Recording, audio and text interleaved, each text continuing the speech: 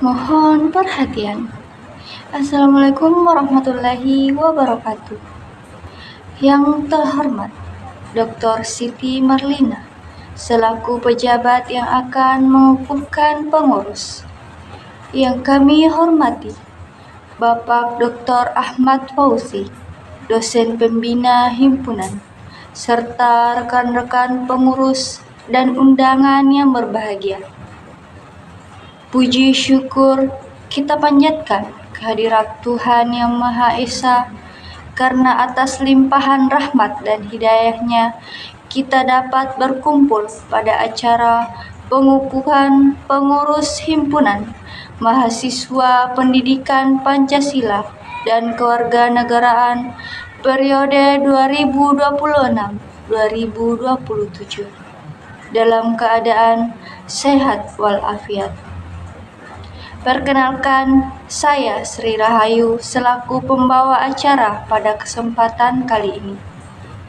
Adapun susunan acara pada hari ini, yang pertama, pembukaan, yang kedua, pembacaan surat keputusan. Acara ketiga, pengukuhan pengurus. Yang keempat, sambutan-sambutan. Acara kelima, doa, dan acara keenam, penutup. Untuk mengawali acara, marilah kita bersama-sama mengucapkan basmalah. Bismillahirrahmanirrahim. Acara berikutnya adalah pembacaan surat keputusan tentang pengangkatan pengurus organisasi periode 2026-2027. Pri memori. Memasuki acara ketiga, yaitu pengukuhan pengurus himpunan kepada Dr. Siti Marlina selaku pejabat yang akan mengukuhkan. Kami persilahkan. Pri memori. Selanjutnya kita akan mendengarkan sambutan-sambutan sebagai wujud harapan dan dukungan terhadap kepengurusan yang baru. Pri memori. Acara selanjutnya, pembacaan doa. Marilah kita menundukkan kepala seraya berdoa kepada Allah Subhanahu wa Ta'ala. Kepada Ustaz Zarina, kami persilahkan memimpin doa. Pri memori. Demikian rangkaian acara pengukuhan pengurus Himpunan Mahasiswa Pendidikan Pancasila dan Kewarganegaraan periode 2026-2027 pada hari ini. Saya selaku MC mengucapkan terima kasih atas perhatian seluruh hadirin. Mohon maaf apabila terdapat kekurangan dalam penyampaian selama acara ini berlangsung.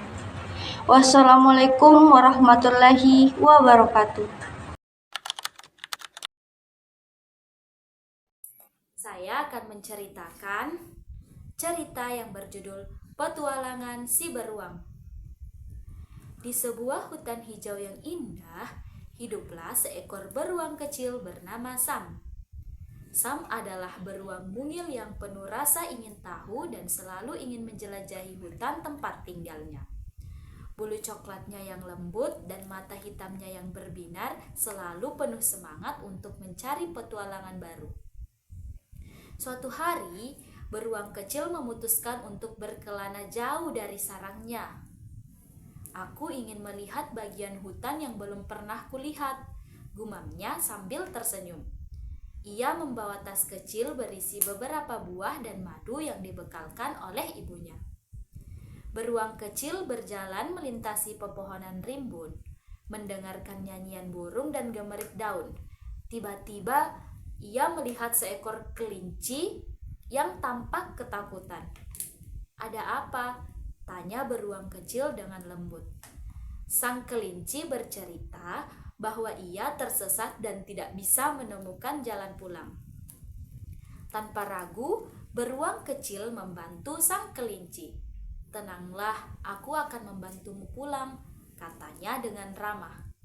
Mereka berjalan bersama. Beruang kecil menghibur kelinci yang gemetar itu.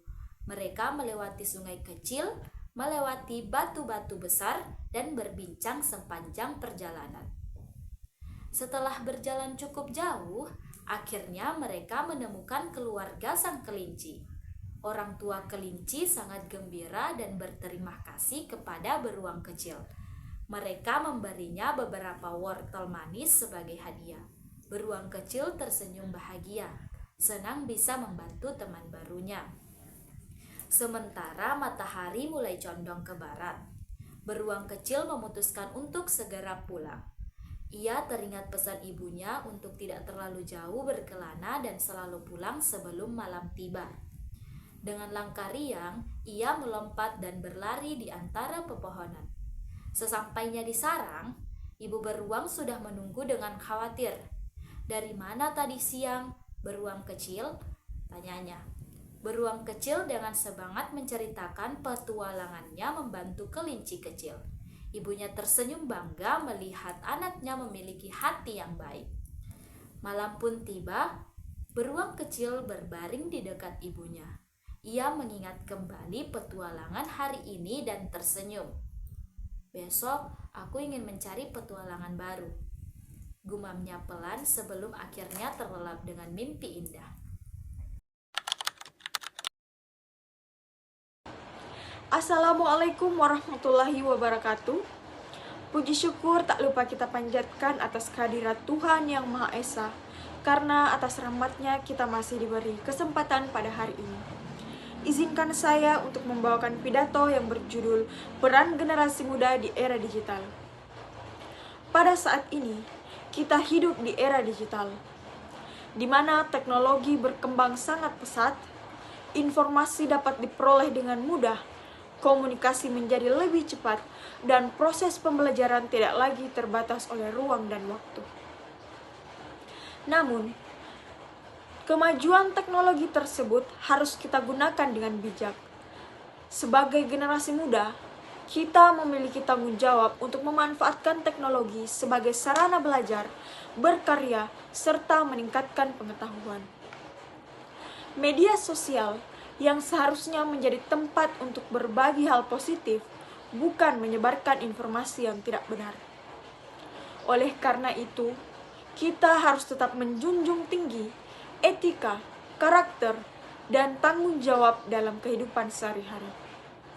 Dengan memanfaatkan teknologi secara positif, kita dapat menjadi generasi yang cerdas, berkarakter, dan mampu membawa perubahan yang baik bagi masa depan bangsa. Demikian pidato yang dapat saya sampaikan. Terima kasih atas perhatiannya. Wassalamualaikum warahmatullahi wabarakatuh. Assalamualaikum warahmatullahi wabarakatuh. Alhamdulillahirabbil alamin. Wassalatu wassalamu ala asrafil anbiya'il mursalin Sayyidina Muhammadin wa ala alihi wa ashabihi ajma'in. Amma ba'd. Segala puji bagi Allah Subhanahu wa taala yang telah memberikan nikmat kesehatan, nikmat Islam, serta nikmat iman, sehingga kita bisa bertemu kembali dengan bulan yang mulia, yaitu bulan suci Ramadan. Salawat serta salam kepada junjungan kita Nabi besar Muhammad sallallahu alaihi wasallam beserta keluarga, para sahabat, dan umatnya hingga akhir zaman. Hadirin yang dirahmati Allah Subhanahu wa taala, bulan Ramadan adalah bulan yang sangat istimewa. Marhaban berasal dari kata roh. Roh mempunyai dua arti, yaitu lapang dan tempat memperbaiki kendaraan atau tempat untuk mengambil bekal untuk perjalanan jauh. Jadi, berkata marhaban ya Ramadan berarti wahai bulan ini, kami menyambutmu dengan hati lapang dan senang. Engkau adalah tempat memperbaiki jiwa kami, mensucikan jiwa kami, dan tempat mengambil bekal untuk perjalanan kami menuju Allah Subhanahu wa taala kemudian hari. Kemudian arti Ramadan berasal dari kata Roma. Romad itu bisa berarti panas yang terik, sehingga Ramadan adalah bulan yang panasnya sangat terik dan sangat sempurna panasnya dinamai demikian karena pertama kali diwajibkannya puasa adalah pada bulan di mana cuacanya panas dan sangat terik. Ustadz Abdul Somad berkata, siapa yang saat puasa dari mulai terbit fajar sampai dengan maghrib, dia tunaikan puasanya karena iman kepada Allah.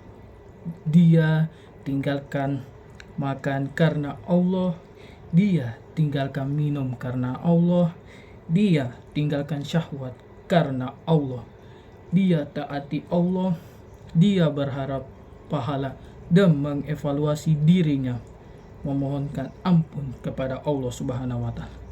Maka digugurkan semua dosa yang pernah dikerjakan selama hidupnya.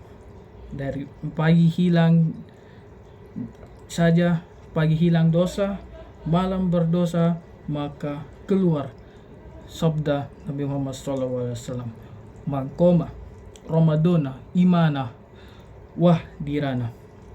Siapapun yang malamnya menunaikan aloma Ramadan diisi dengan menunaikan ibadah kita, yaitu ikhlas karena Allah Subhanahu wa Ta'ala, meminta pahala ditunaikan lillahi ta'ala, ditunaikan karena imannya, dan mengevaluasi dirinya, meminta ampunan kepada Allah Subhanahu wa Ta'ala. Diampuni semua dosa yang pernah dikerjakan selama hidupnya, siangnya bersih, malamnya bersih. Pada bulan inilah umat Islam untuk mewajibkan puasa sebagaimana firman Allah Subhanahu wa Ta'ala dalam Al-Quran surah Al-Baqarah ayat 183 yang berbunyi, Bismillahirrahmanirrahim. Ya ayyuhallazina amanu kutiba alaikumusiyam kama kutiba alal ladzina min qablikum la'allakum tattaqun. Wahai orang-orang yang beriman, diwajibkan atas kamu berpuasa sebagaimana diwajibkan atas orang yang sebelum kamu agar bertakwa. Dari ayat ini kita belajar bahwa bulan utama puasa adalah membentuk pribadi yang bertakwa. Puasa tidak hanya menahan lapar dan haus, tetapi menahan diri dari perbuatan buruk. Contoh, misalnya berbohong, berkata kasar, dan berbuat zalim. Inilah barang siapa yang selalu mengerjakan sholat 5 waktu dan sholat tarawih atau sholat witir dan membaca Al-Quran setiap bulan Ramadan, maka pahala ibadahnya dilipat gandakan. Oleh karena itu, marilah kita memperbanyak ibadah seperti sholat, membaca Al-Quran, bersedekah, dan berbuat kebaikan kepada siapapun. Hadirin berbahagianya, mari kita manfaatkan bulan Ramadan ini dengan sebaik-baiknya. Semoga setelah di Ramadan ini kita bisa menjadi pribadi yang lebih baik, lebih sabar, dan lebih taat kepada Allah Subhanahu wa Ta'ala. Demikian ceramah yang dapat saya sampaikan. Mohon maaf bila ada salah kata. Wabillahi taufik wal hidayah. Assalamualaikum warahmatullahi wabarakatuh. Oke teman-teman, terima kasih sudah menonton videonya.